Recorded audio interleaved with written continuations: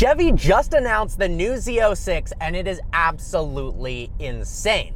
But no car is perfect, so here are 5 things I hate about the new Z06. But first, let's go over the car's amazing features. The term Z06 actually originates all the way back to 1963. It was a track-oriented performance code.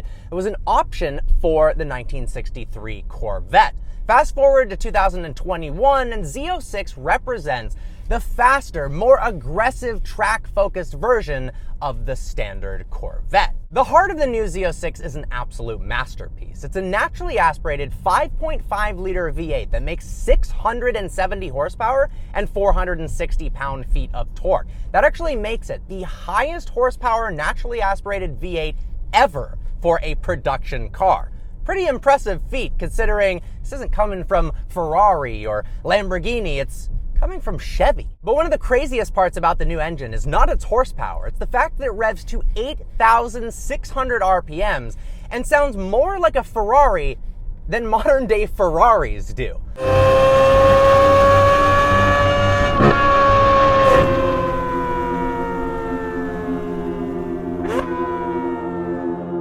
That's thanks to the fact that it has a flat plane crank layout instead of a cross plane crank. The difference is the flat plane crank is a lot lighter, which means less inertia and a higher revving engine. It also creates a sound that's a lot more exotic than your traditional American choppy sounding V8. It's pure, it's amazing, it's piercing, and it sounds like a Ferrari 458, which is one of the biggest compliments you could give any car.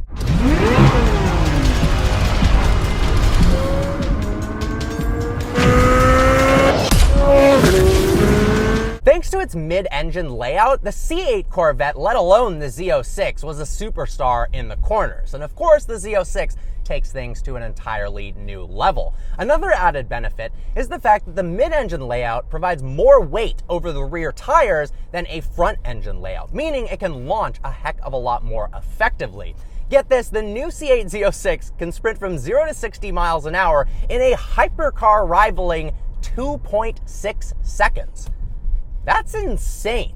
And it's mated to an 8-speed double clutch transmission, which is so much better than the previous generation's automatic, it's not even funny. Production of the Z06 will start in the summer of 2022 for the 2023 model year. Although if you haven't ordered one already, or if you haven't ordered one actually a year ago, the odds of actually getting the new Z06 are pretty low. This car is crazy in demand right now.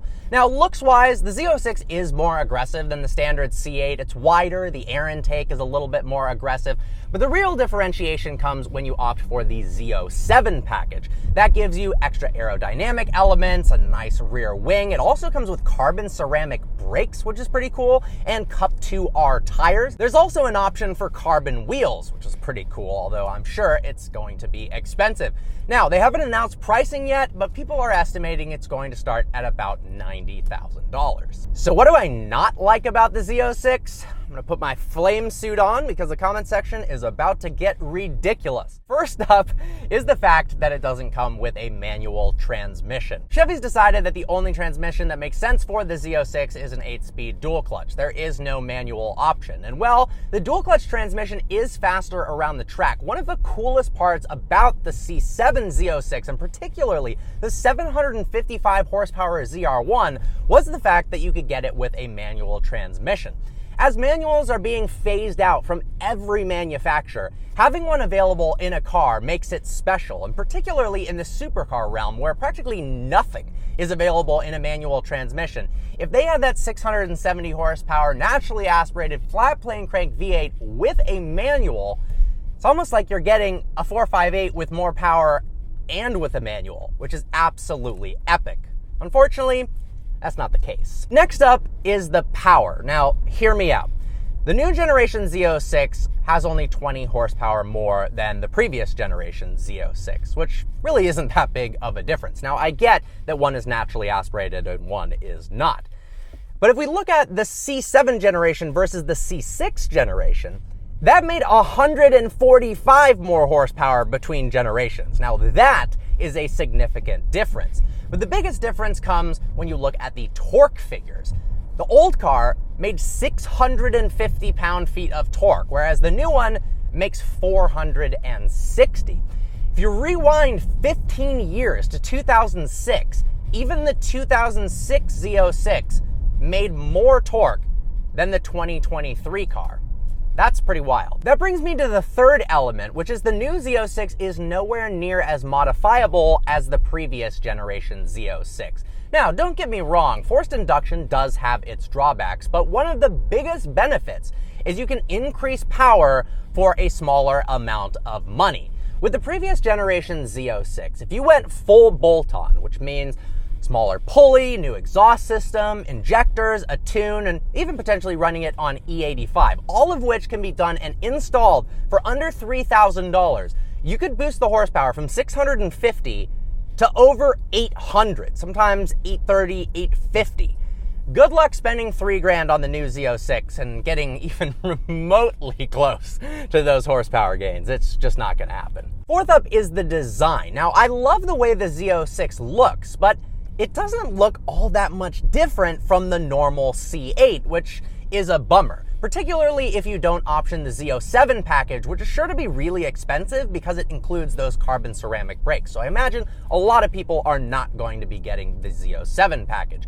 If you look at the last generation, it's easy to tell the difference between a Stingray and a C7 Z06 from literally every single angle, 360 degrees around the car. The hood's different. There's an extra vent on the side of the Z06. It looks very different than the normal pedestrian car. Now, there are, of course, exterior differences between the new Z06 and the C8. That being said, they're a lot more subtle. There's little tweaks in the front fascia. Yes, the air vent is a little bit different on the side, and the rear has some differences, but to the untrained eye, they look very, very similar. I feel like if they added a different hood on the Z06, as well as an additional vent on the side of the car, it would have been very easy to tell the difference, and it would have looked a little bit more aggressive. Last up is the curb weight. The new Z06 weighs in at 3,700 pounds in its lightest spec. That's including the carbon ceramics, the carbon wheels, so on and so forth. So really, it's probably closer to 3,800 pounds.